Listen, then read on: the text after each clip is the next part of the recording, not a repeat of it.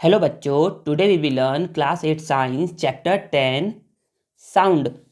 बच्चों, हम लोग इस वीडियो में क्या करेंगे, क्लास 8 साइंस के चैप्टर 10 साउंड को चैप्टर को पढ़ेंगे और समझेंगे। तो देखिए बच्चे, ये वीडियो ना इस चैप्टर का ना फर्स्ट पार्ट है। फर्स्ट पार्ट में हम लोग क्या करेंगे, 10.1 से लेकर के 10.3 तक के कॉन्सेप्ट को हम लोग क्या करेंगे, पढ़ेंगे। मतलब कि यहाँ तक हम लोग पढ़ेंगे।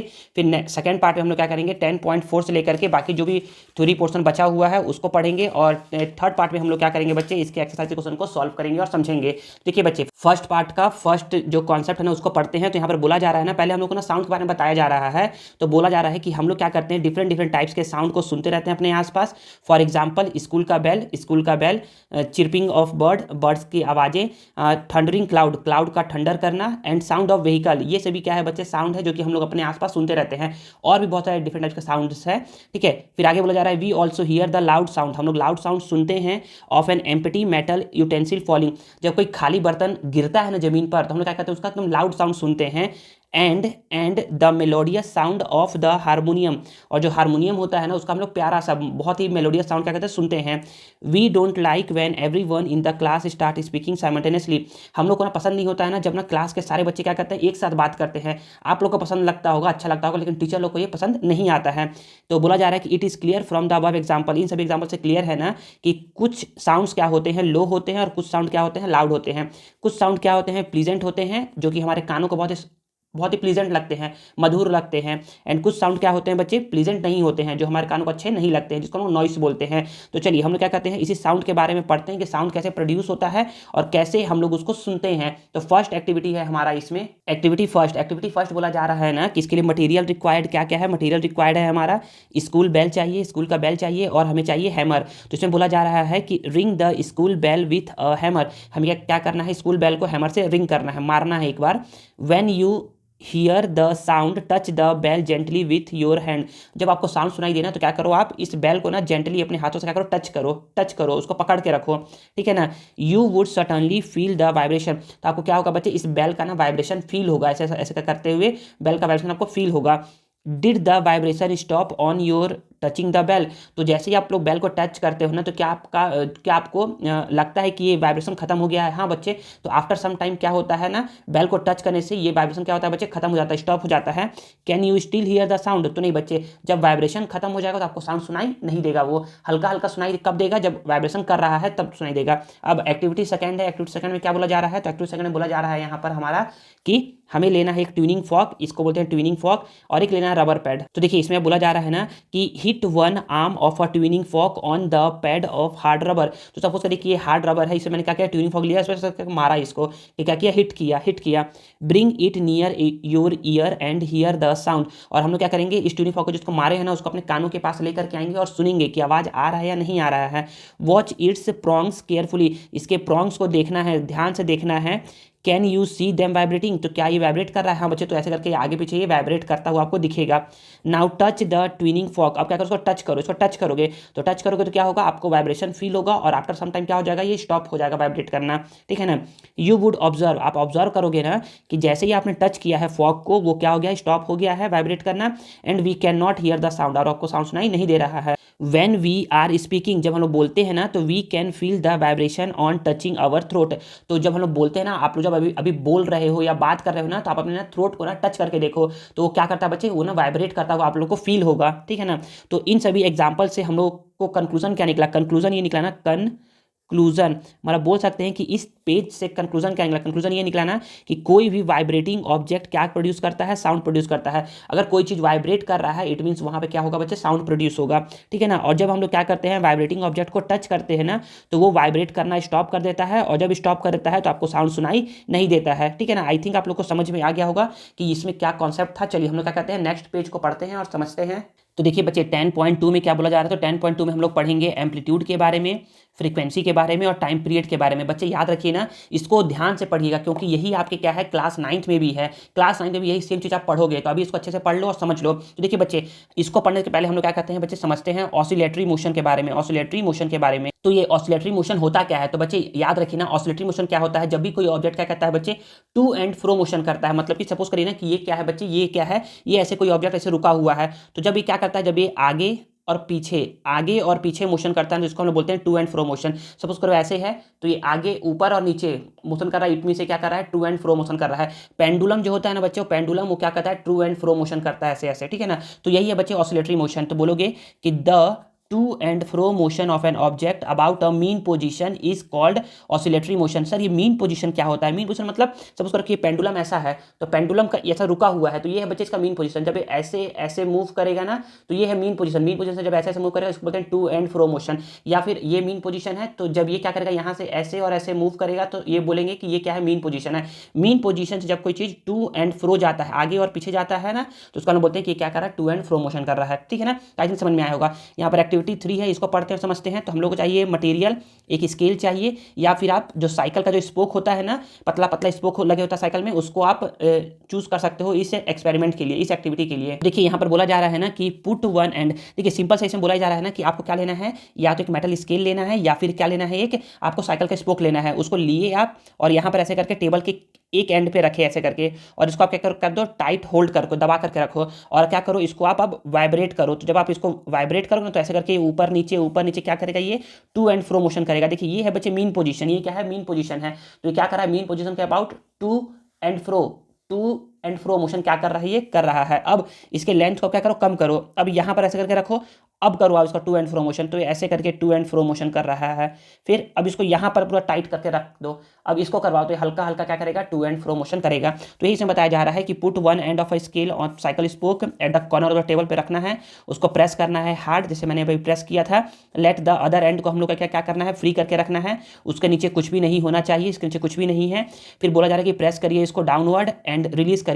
जब आप उसको डाउनवर्ड प्रेस करोगे और छोड़ोगे, तो ऐसे क्या करेगा, ये करेगा वाइब्रेट। और जब ये करेगा वाइब्रेट, तो आपको क्या सुनाई देगा, आपको सुनाई देगा साउंड। क्या सुनाई देगा, जब ये स्टार्ट करेगा वाइब्रेट, तो आपको प्रोड्यूस होगा साउंड, और आपको साउंड सुनाई देगा, ठीक है। तो आई थिंक आप लोगों को समझ में आ गया होगा। तो बस यही बोला जा रहा है ना कि ये चाहे मेटल रूलर हो या फिर साइकिल का स्पोक हो, तो उसके मूव अप एंड डाउन करने से ऑसिलेटरी मोशन होता है, यही बताया गया है इसमें, ठीक है ना। तो अब हम लोग पढ़ते हैं एम्पलीट्यूड के बारे में, जो हमको पढ़ना था, और जो बच्चे क्लास 9th के लिए भी क्या है बच्चे, मोस्ट इंपॉर्टेंट है एम्पलीट्यूड। तो देखिए बच्चे एम्पलीट्यूड क्या होता है, तो मैं बोलूंगा ना कि ना, देखिए ये क्या है, मीन पोजीशन, ये क्या है, ऐसे समझिए, ये क्या है बच्चे, मीन पोजीशन है। तो मीन पोजीशन से ये जितना मैक्सिमम डिस्प्लेसमेंट इधर होगा, या जितना मैक्सिमम डिस्प्लेसमेंट इधर होगा, उसको बोलते हैं हम लोग एम्पलीट्यूड। मतलब मैक्सिमम डिस्प्लेसमेंट को क्या बोलते हैं बच्चे, हम लोग एम्पलीट्यूड बोलते हैं। सपोज करिए ना कि यहाँ पर क्या है, मीन पोजीशन है, तो ए से बी तक में ये इतना डिस्प्लेसमेंट हुआ है, और ए से सी तक में इतना डिस्प्लेसमेंट हुआ है। तो बच्चे इस डिस्टेंस को बोलेंगे, इस डिस्टेंस को क्या बोलते हैं बच्चे, इसको हम बोलते हैं एम्पलीट्यूड। क्या बोलते हैं, एम्पलीट्यूड बोलते हैं। तो हम बोल सकते हैं the maximum displacement of an object about it's mean position is called amplitude. बच्चे की जितना मैक्सिमम डिस्प्लेसमेंट होता है, सपोज करिए ना कि ये क्या है ऐसे करके यहाँ से यहाँ तक डिस्प्लेस हुआ है, तो इसको बोलेंगे ना कि मीन पोजीशन से ये टू एंड फ्रो मोशन किया है, इसको हम बोलते हैं बच्चे कि ये क्या है बच्चे, यहाँ जो ये डिस्प्लेसमेंट हुआ ना, ये डिस्प्लेसमेंट जितना ऊपर गया है या जितना मैक्सिमम नीचे गया है, उसको हम लोग क्या बोलते हैं बच्चे, डिस्प्लेसमेंट एम्पलीट्यूड बोलते हैं, एम्पलीट्यूड। अब बच्चे याद रखिए कि देखिए मेरा ये अभी हाथ क्या है, मीन पोजिशन पे है, तो अब मैं इधर एक गया टू, एंड फिर ऐसे को कैसे गया, और फिर यहाँ पर आ गया, तो इसको बोलते हैं कि वन वाइब्रेशन। तो क्या बोलते हैं बच्चे, इसको बोलते हैं वन वाइब्रेशन बोलते हैं, या फिर वन ऑसिलेशन बोलते हैं। कोई बोलेगा ना कि वन वाइब्रेशन कब होता है, तो जब कोई ऑब्जेक्ट क्या करता है, टू एंड फ्रो से, मतलब कि देखिए पहले क्या किया, ये ए से बी पर गया, फिर बी से ये ए से होते हुए सी पर गया, और फिर सी से कहाँ पर आ गया, ए पर आ गया। इट मीन से क्या कर लिया है, वन वाइब्रेशन कंप्लीट कर लिया है, या वन ऑसिलेशन कंप्लीट कर लिया है। कोई पूछेगा कि वन वाइब्रेशन क्या होता है, तो बोलोगे ना कि ना, जब भी कोई क्या करता है, अपने मीन पोजीशन से टू एंड फ्रो मोशन करते हुए फिर से मीन पोजीशन पे आ जाए, उसको बोलते हैं वन वाइब्रेशन या वन ऑसिलेशन। और ये भी याद रखिए ना बच्चे, ये भी याद रखिए कि जितना ए से ये बी जाएगा या ए से ये सी जाएगा, वो दोनों क्या होगा बच्चे, सेम टू सेम होगा। मतलब कि ये ए बी का जो डिस्टेंस है ना बच्चे, वो ए सी के डिस्टेंस से क्या होगा, इक्वल होगा। तो याद ये रखना है कि the distance from A to B और जो ए टू सी होगा, वो दोनों क्या होगा बच्चे, इक्वल होगा। अब अगर आप क्या करोगे, इसको बहुत नीचे तक दबाओगे और फिर छोड़ोगे, तो ऐसे ऐसे ऊपर नीचे ये करेगा, ऊपर नीचे करेगा। लेकिन जब इसको हल्का सा दबाओगे, हल्का सा छोड़ोगे, तो हल्का सा ऊपर नीचे करेगा। तो याद यही रखना है कि जब आप क्या करोगे, अप्लाई करोगे स्मॉल या लार्ज फोर्स, तो उससे इंक्रीज और डिक्रीज होता है एम्पलीट्यूड। अगर आप लार्ज फोर्स लगाओगे तो उससे इंक्रीज होता है है एम्पलीट्यूड, अगर आप स्मॉल फोर्स लगाओगे तो उससे ना एम्पलीट्यूड क्या होता है, डिक्रीज होता है। नेक्स्ट है बच्चे फ्रीक्वेंसी। फ्रीक्वेंसी क्या होता है इसको समझते हैं। तो देखिए बच्चे, इसमें बोला जा रहा है ना कि कितने number of oscillation in 1 second, एक सेकंड में कोई चीज कितनी बार ऑसिलेट करता है, एक सेकंड में कोई चीज कितनी बार ऑसिलेट करता है, उसको बोलते हैं हम लोग फ्रीक्वेंसी बोलते हैं। तो एक सेकंड में सोचो ना, सपोज करिए ना कि मेरा हाथ क्या करता है, 5 टाइम्स क्या करता है, ऑसिलेटरी मोशन करता है 5 टाइम्स। इट मीन्स मेरा फ्रीक्वेंसी, मेरे इस हैंड का फ्रीक्वेंसी कितना है बच्चे, 5 हर्ट्स है। क्या है, 5 हर्ट्स है।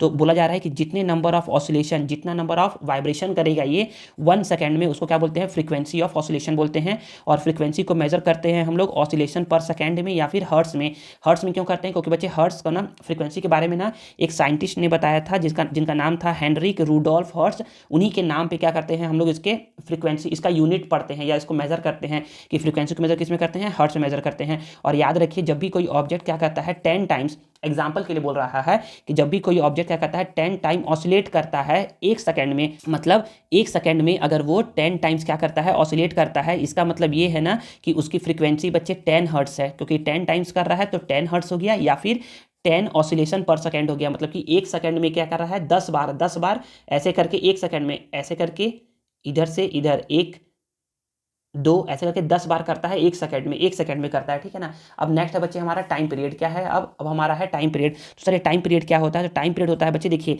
एम्पलीट्यूड क्या था कि कितना मैक्सिमम ये इधर से इधर हुआ है, उसको बोलते हैं हम लोग एम्पलीट्यूड। अब एक सेकंड में कितना बार ये वाइब्रेट किया है, उसको बोलते हैं फ्रीक्वेंसी। अब टाइम पीरियड, एक वाइब्रेशन करने में जितना टाइम लगता है, एक वाइब्रेशन करने में जितना टाइम लगता है, या 1 ऑसिलेशन करने में जितना टाइम लगता है, उसको बोलते हैं टाइम पीरियड। मतलब कि सपोज करिए ना कि यहाँ पर ये मीन पोजीशन था, मीन पोजीशन से क्या किया, ये टू एंड फ्रो मोशन किया है, और ये क्या हो गया, 1 ऑसिलेशन कंप्लीट हो गया। तो इसको बोलेंगे बच्चे हम लोग टाइम पीरियड, कि कितना टाइम लगा है इसको ऐसे होने में, 1 ऑसिलेशन होने में जितना टाइम लगता है उसको बोलते हैं टाइम पीरियड। तो the time taken by a vibrating object to complete 1 oscillation या 1 वाइब्रेशन होने में जितना टाइम लगता है ना, कोई ऑब्जेक्ट लेता है, उसको हम लोग क्या बोलते हैं बच्चे, टाइम पीरियड बोलते हैं।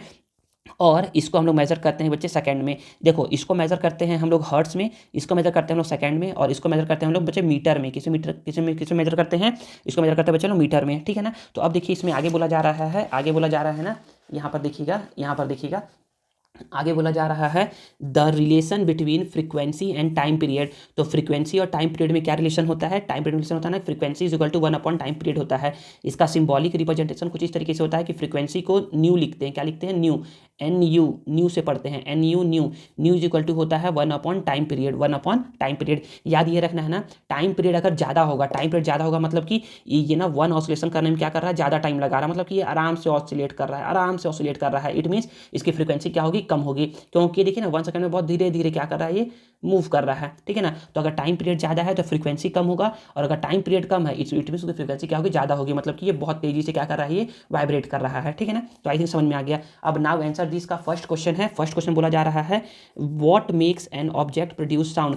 किस चीज़ से ना ऑब्जेक्ट ना प्रोड्यूस करता है साउंड। तो बस यहाँ पर सिंपल सा बोलेंगे, व्हाट की जगह बोलेंगे आप vibration makes an object produce sound. Vibration से क्या होता है बच्चे, ऑब्जेक्ट प्रोड्यूस करता है साउंड। सेकंड क्वेश्चन क्या है बच्चे, सेकंड क्वेश्चन है when we ring a cycle bell with 1 hand. जब हम लोग क्या करते हैं, रिंग करते हैं साइकिल बेल को एक हैंड से while holding it with the other. मतलब कि साइकिल का बेल है ना, साइकिल का बेल लगा हुआ है, उसको मैं करके होल्ड कर लिया हूँ अपने एक हैंड से, और दूसरे हैंड से क्या कर रहा हूँ मैं, इसको बेल को रिंग कर रहा हूँ।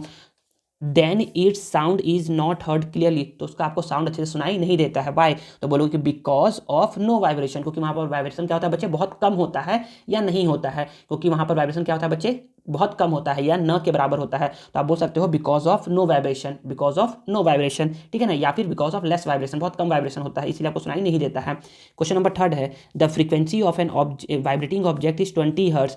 फ्रीक्वेंसी क्या है किसी ऑब्जेक्ट का, 20 हर्ट्ज है। What do you understand by this statement. आप इस स्टेटमेंट से क्या समझते हो। देखो फ्रीक्वेंसी मतलब होता है कि एक सेकंड में कोई चीज़ कितनी बार वाइब्रेट कर रहा है, तो ये 20 हर्ट्ज दिया हुआ है, मतलब कि ये एक सेकंड में क्या कर रहा है बच्चे, 20 टाइम से वाइब्रेट कर रहा है। तो बोलोगे बोलोगे the frequency of an vibrating object is 20 hertz, it means that the object vibrate 20 times per second, मतलब कि वो क्या कर रहा है 20 टाइम्स पर सेकेंड वाइब्रेट कर रहा है। ये इसका सिंपल सा आंसर हो जाएगा। क्वेश्चन नंबर 4 है an object complete 20 oscillation in 10 second, मतलब कि क्या कर रहा है 20 ऑसिलेशन 10 सेकेंड में क्या करता है ये कंप्लीट करता है। फाइंड इट्स फ्रीक्वेंसी, तो अब आप बोलोगे ना सर 20 ऑसिलेशन कर रहा है सर, इट मीन्स इसकी फ्रीक्वेंसी क्या हो जाएगी 20 हर्ट्ज हो जाएगी। बिल्कुल नहीं बच्चे, देखिए बच्चे फ्रीक्वेंसी क्या होता है 1 सेकंड में कितनी बार ऑसिलेट करता है 1 सेकंड में। देखिए यहाँ पर लेकिन बोल रहा है कि ये 20 ऑसिलेशन कर रहा है 10 सेकंड में, हम लोग पहले निकालना पड़ेगा कि ये 1 सेकंड में कितना करता है, इसको मैं आप लोग को कॉपी में बताता हूँ। तो देखिए बच्चे क्वेश्चन नंबर 4 का ना आंसर हम लोग यहाँ पर बोलेंगे, आंसर हम लोग यहाँ पर बोलेंगे कि ना देखिए ऑब्जेक्ट क्या कर रहा है 20 ऑसिलेशन कर रहा है 10 सेकंड में, तो बोलोगे ना कि यहाँ पर कि number of oscillation in 10 seconds, तो 10 सेकंड में कितना कर रहा है बच्चे, ये कर रहा है 20 ऑसिलेशन, ठीक है। तो हम लोग बोलेंगे कि number of oscillation in 1 second, तो 1 सेकंड में कितना करेगा बच्चे, तो हम लोग क्या करते हैं 1 के लिए ऑलवेज डिवाइड करते हैं, तो 20/10 करोगे तो कितना आ जाएगा बच्चे 2 आ जाएगा। तो देखिए 1 सेकंड में कोई चीज़ जितनी बार वाइब्रेट करता है ना या जितनी बार ऑसिलेट करता है वो क्या होता है उसका फ्रीक्वेंसी होता है। तो आप बोल सकते हो कि देयरफॉर फ्रीक्वेंसी क्या हो जाएगा बच्चा, इसका 2 हर्ट्स हो जाएगा। क्या हो जाएगा 2 हर्ट्स, हर्ट्स का ये सिंबॉलिक रिप्रेजेंटेशन है, ठीक है ना। तो यहाँ पर 2 हर्ट्स हो गया। अब बोलेंगे ना कि इसका हम लोग को निकालना है टाइम पीरियड, तो देखिए टाइम पीरियड का फॉर्मूला क्या होता है बच्चे, देखिए फ्रीक्वेंसी इज इक्वल टू होता है 1 टाइम पीरियड, या फिर आप बोल सकते हो time period is equal to होता है 1 फ्रीक्वेंसी। ये ना न्यू है, आप यहाँ पर पूरा भी लिख सकते हैं time period is equal to 1 frequency, ऐसा भी लिख सकते हैं। तो आप बोलेंगे ना कि since time period is equal to 1 frequency होता है, तो यहाँ पर 1 फ्रीक्वेंसी कितना है बच्चे 2 है, और जब 1 को आप जब आप 2 से डिवाइड करोगे ना बच्चे तो ये कितना आता है 0.5, और ये टाइम पीरियड है तो टाइम पीरियड का यूनिट क्या होता है बच्चे सेकेंड होता है, तो ये सेकेंड आपका आंसर हो जाएगा। तो ये आपका हो जाएगा आंसर फर्स्ट और ये आपका हो जाएगा आंसर सेकेंड, ठीक है। आई थिंक आप लोग को समझ में आया होगा ये क्वेश्चन। चलिए हम लोग क्या करते हैं 10.3 को पढ़ते हैं और समझते हैं। तो देखिए बच्चे 10.3 में क्या बोला जा रहा है, तो 10.3 में बोला जा रहा है ना कि साउंड प्रोड्यूस होता है जब भी कोई ऑब्जेक्ट क्या करता है वाइब्रेट करता है, और इस वाइब्रेशन से क्या होता है बच्चे हमारा सराउंडिंग एयर क्या करता है वाइब्रेट करता है। जो अभी मैं बोल रहा हूँ या जब आपके टीचर पढ़ाते हैं ना आप लोगों को, तो आपके कानों तक आवाज़ आता कैसे है, साउंड आता कैसे है, तो बच्चे जो पार्टिकल होता है ना जहाँ पर जिस क्लासरूम में हम बैठे हो ना, तो वहाँ का एयर क्या करता है बच्चे वाइब्रेट करता है, और वाइब्रेशन के थ्रू क्या होता है बच्चे वो साउंड क्या होता है आपके ईयर तक पहुंचता है, ठीक है ना। तो बोलोगे कि व्हेन द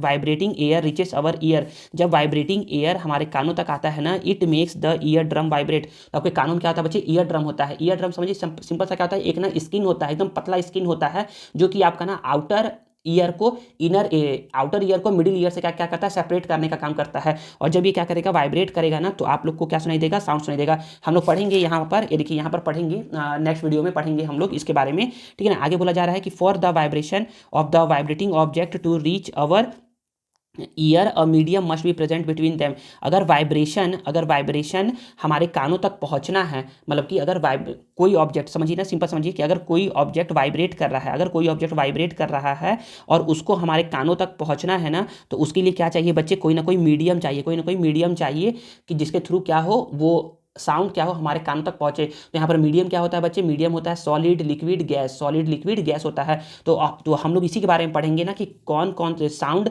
किस किस मीडियम में ट्रैवल करता है और किस किस मीडियम में ट्रैवल नहीं करता है। तो देखिए बच्चे एक्टिविटी 4 है, एक्टिविटी 4 को हम लोग पढ़ते हैं और समझते हैं। तो देखिए बच्चे एक्टिविटी 4 में बोला जा रहा है ना कि ना यहाँ पर सिंपल सा एक एक्टिविटी दिया गया है, इसमें बोला गया है ना कि 2 गर्ल है, इसको बोला गया ना, पहले गर्ल को बोला गया ना कि तुम क्या करो अपने कान को टेबल के एक एंड पे लगाओ, और दूसरे गर्ल को बोला गया ना कि तुम क्या करो हल्का सा इसको नॉक करो। तो जब ये नॉक करेगी ना तो क्या होगा, इस बच्ची को साउंड सुनाई देगा। तो कैसे सुनाई दे रहा है साउंड, क्योंकि ये जो साउंड है ना बच्चे ये क्या कर रहा है, इस टेबल से होते हुए इसके कानों पे आ रहा है। मतलब कि ये टेबल क्या है बच्चे, एक सॉलिड मीडियम है। तो याद रखिए बच्चे सॉलिड मीडियम में क्या करता है, साउंड ट्रैवल करता है।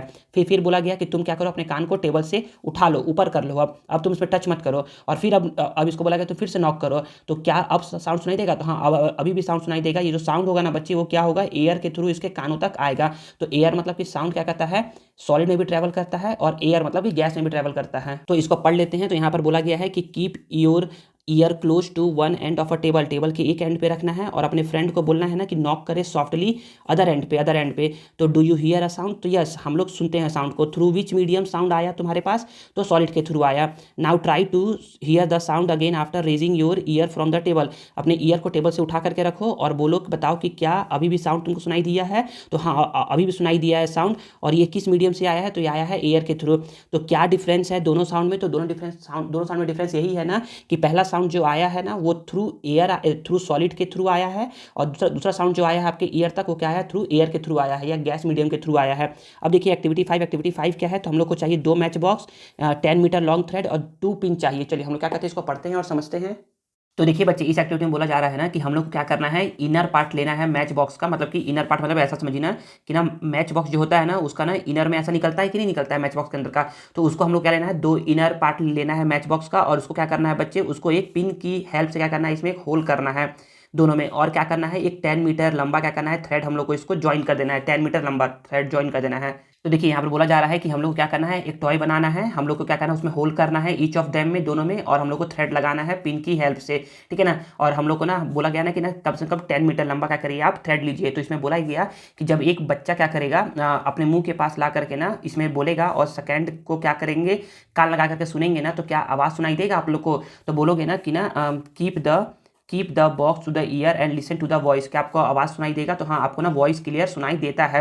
Remove the box from the year, अब क्या करना है आपको, ईयर से रिमूव कर लेना है बॉक्स को, और अब आपको सुनना है क्लियरली। क्या अभी आपको सुनाई देगा, तो अब आपको सुनाई नहीं देगा। क्यों नहीं देगा बच्चे, क्योंकि ना देखिए साउंड उस समय क्या था, पहले केस में क्या था कि साउंड जब बोला ना तो क्या होगा, इस थ्रेड के थ्रू क्या कर रहा था, ये इसमें ट्रेवल कर रहा था और आपके कानों तक पहुंच गया। लेकिन जब आपने इसे हटा लिया तो अब आपको साउंड प्रोपोगेट नहीं होगा। मतलब कि हम लोग को इसमें बताया गया है प्रोपोगेशन ऑफ साउंड के बारे में बताया गया कि साउंड कैसे प्रोपोगेट करता है। प्रोपोगेशन का मतलब होता है ना कि किसी एक प्लेस से दूसरे प्लेस तक साउंड किस मीडियम के थ्रू आ रहा है, इसी को बोलते हैं बच्चे हम लोग प्रोपोगेशन ऑफ साउंड। तो इस एक्टिविटी में ना जो साउंड ट्रेवल कर रहा था ना वो ना थ्रू द थ्रेड कर रहा था, धागे के थ्रू क्या कर रहा था, साउंड ट्रेवल कर रहा था। नेक्स्ट देखिए बच्चे एक्टिविटी 6 में बच्चे हम लोग को ना 2 एक्टिविटी बताया गया है, 2 एक्टिविटी है। तो देखते हैं बच्चे फर्स्ट एक्टिविटी क्या है।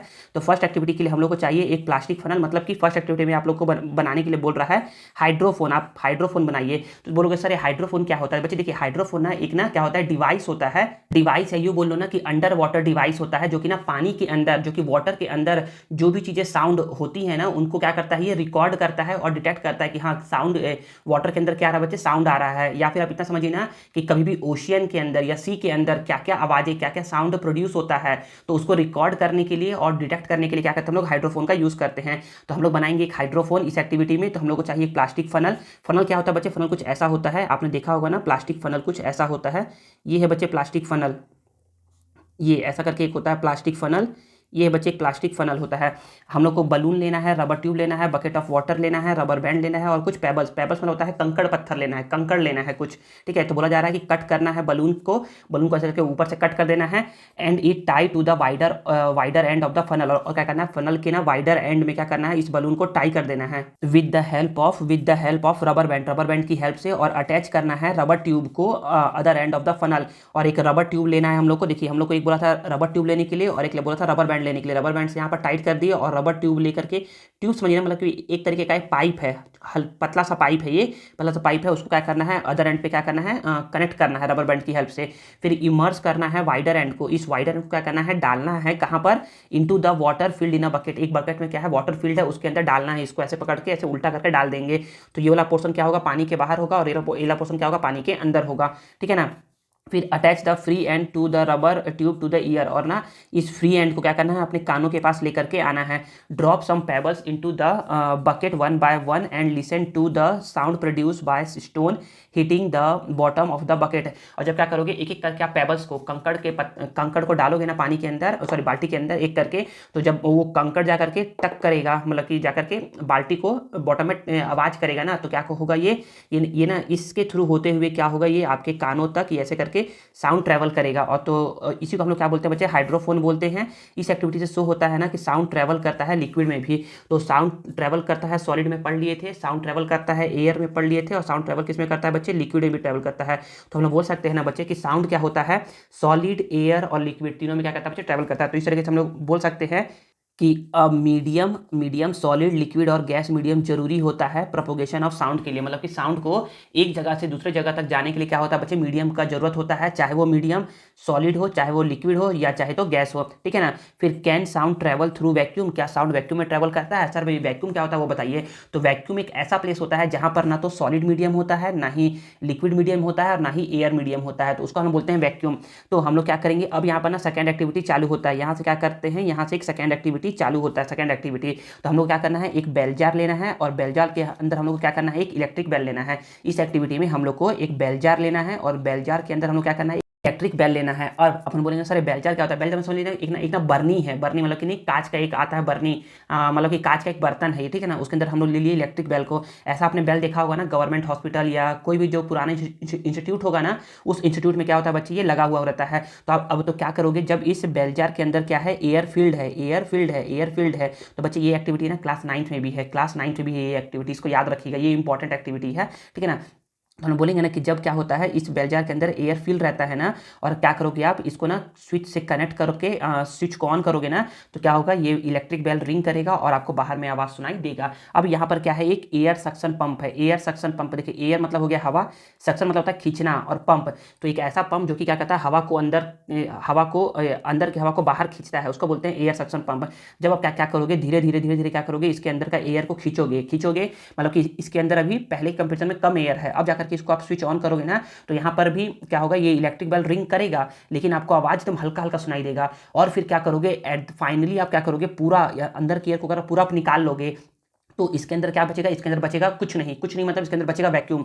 तो ये जगह क्या हो जाएगा बच्चे, वैक्यूम हो जाएगा, मतलब इसके अंदर कुछ नहीं है, एयर इसके अंदर अब नहीं रहा। अब एयर इसके अंदर नहीं है, अब जाकर के आप स्विच ऑन करोगे तो इलेक्ट्रिक बेल तो बचेगा, लेकिन आप लोग को आवाज़ सुनाई नहीं देगा। क्यों नहीं सुनाई देगा, क्योंकि बच्चे साउंड को ना यहाँ से यहाँ तक ट्रैवल करने के लिए क्या चाहिए था बच्चे, एक चाहिए था मीडियम, लेकिन यहाँ पर कोई मीडियम ही नहीं है, इसलिए क्या है बच्चे, साउंड ट्रैवल नहीं करेगा बाहर में। तो यहाँ पर यही बोला जा रहा है कि मीडियम रिक्वायर्ड होता है साउंड के प्रोपोगेशन में। तो when we place electric bell connected to a battery in an air tight bell jar और रिंगिंग द बेल, साउंड क्या होता है बच्चे, प्रोड्यूस होता है। Sound could be heard as the jar filled with air, जब जार में क्या है बच्चे, एयर फिल्ड है ना, तो साउंड को आप सुन सकते हो। और then the air in the jar was evacuated, जब एयर के जार को क्या कहते हो आप निकाल देते हो ना, किसकी हेल्प से, एयर सक्शन पंप की हेल्प से, तो no sound could be heard, आपको कोई भी साउंड सुनाई नहीं देता है जब क्या होता है इलेक्ट्रिक बेल रिंग करता है तब। तो हम लोगों ने पाया ये ना कि ना कंक्लूजन ये निकला कि साउंड कैन नॉट प्रोपोगेट करता है थ्रू वैक्यूम, मतलब कि साउंड वैक्यूम में प्रोपोगेट नहीं करता है, वैक्यूम से साउंड आपको सुनाई नहीं देगा। तो यहाँ पर बोला जा रहा है as compare to air sound travel 16 time faster in some metal, मतलब कि एयर के कंपेरिजन में ना जो साउंड होता है ना, जो साउंड होता है ना वो फास्टर ट्रेवल करता है मेटल में 16 टाइम्स वो फास्टर ट्रेवल कर रहा है, फास्टर ट्रेवल कर रहा है। और वही 4 टाइम्स क्या होता है, फास्टर ट्रेवल करता है वाटर में, मतलब कि अगर आप क्या कर रहे हो, सपोज ना कि ना यहाँ पर मतलब कि ऐसा बोलते हैं ना कि बताओ साउंड सबसे तेज ट्रैवल किस में करता है, फास्ट ट्रैवल किस में करता है, तो सबसे ज़्यादा फास्ट ट्रैवल करता है सॉलिड में, फिर उसके बाद करता है ये लिक्विड में, और सबसे कम ट्रैवल करता है किसमें बच्चे, ये गैस में, गैस बोल लो या एयर बोल लो, ठीक है ना। सॉलिड मतलब हो गया मेटल और लिक्विड मतलब हो गया बच्चे वाटर, ठीक है ना। यहाँ पर अब हम लोग को पढ़ना क्या है, पढ़ना ये है ना कि एस्ट्रोनॉट जो होते हैं ना वो कम्युनिकेट करते हैं एक दूसरे से मून पर, जहाँ पर क्या होता है कोई भी एटमॉस्फेयर नहीं होता है, मतलब कि एटमॉस्फेयर नहीं है। इसका मतलब ये है कि बच्चे ना तो वहाँ सॉलिड मीडियम है, ना ही लिक्विड मीडियम है, ना ही गैस मीडियम है। और जब ये तीनों मीडियम नहीं है तो वो बात कैसे करते हैं, तो वो कम्युनिकेट कैसे करते हैं एक दूसरे से, तो वो बच्चे कम्युनिकेट करते हैं एक दूसरे से रेडियो वेव्स के जरिए। तो रेडियो वेव्स क्या होता है बच्चे, एक ऐसा कम्युनिकेशन होता है ना जिसके लिए मीडियम का रिक्वायरमेंट नहीं होता है। और क्या होता है बच्चे, साउंड आपको एक जगह से दूसरी जगह सुनाई दे देगा रेडियो वेव्स के जरिए। चलिए हम लोग क्या कहते हैं, अब नाउ आंसर इस क्वेश्चन का, फर्स्ट क्वेश्चन को पढ़ते हैं और समझते हैं। तो देखिए बच्चे फर्स्ट क्वेश्चन क्या है, तो बोला जा रहा है ना फर्स्ट क्वेश्चन कि on the surface of the moon, moon के सरफेस पर why can the voice of an astronaut not be heard by the other astronaut standing nearby, मतलब कि मून के सरफेस पर सपोज करिए ना कि ये यहाँ पर क्या है, एक एस्ट्रोनॉट खड़ा है और यहाँ पर क्या है दूसरा एस्ट्रोनॉट खड़ा है, ये अगर इसको कुछ बोलेगा ना तो इसको सुनाई नहीं देता है। क्यों नहीं देता है, तो बोलोगे कि because there is no medium, because there is no medium for the propagation of sound, क्योंकि साउंड के प्रोपोगेशन के लिए यहाँ पर कोई भी मीडियम नहीं होता है, ठीक है ना। क्वेश्चन नंबर सेकंड देखते हैं, who was the first to suggest that a medium is needed for the propagation of sound, सबसे पहले किसने बताया था ना कि ना साउंड के ट्रैवल करने के लिए ना मीडियम का जरूरत होता है। तो बोलोगे ना, तो आई थिंक आप लोग को समझ में आ गया क्वेश्चन नंबर फर्स्ट सेकंड का आंसर। नेक्स्ट वीडियो में हम लोग क्या करेंगे, 10.4 से लेकर के जो बाकी पूरा इसका चैप्टर का बच गया है ना थ्योरी, उसको हम लोग पढ़ेंगे और समझेंगे, और उसके नेक्स्ट वीडियो में हम लोग क्या करेंगे, आप लोगों को मैं समझाऊंगा एक्सरसाइज का सॉल्यूशन। आई होप आप लोग को ये वीडियो यूजफुल लगा होगा और आप लोग को आज कुछ नया सीखने को जरूर मिला होगा। अगर आप लोग को वीडियो पसंद आया है ना तो please please please please please video को लाइक करिए, कमेंट करिए और इसे दोस्तों के साथ शेयर करिए, और चैनल को सब्सक्राइब करना मत भूलिएगा। मिलते हैं नेक्स्ट वीडियो में। Thank you.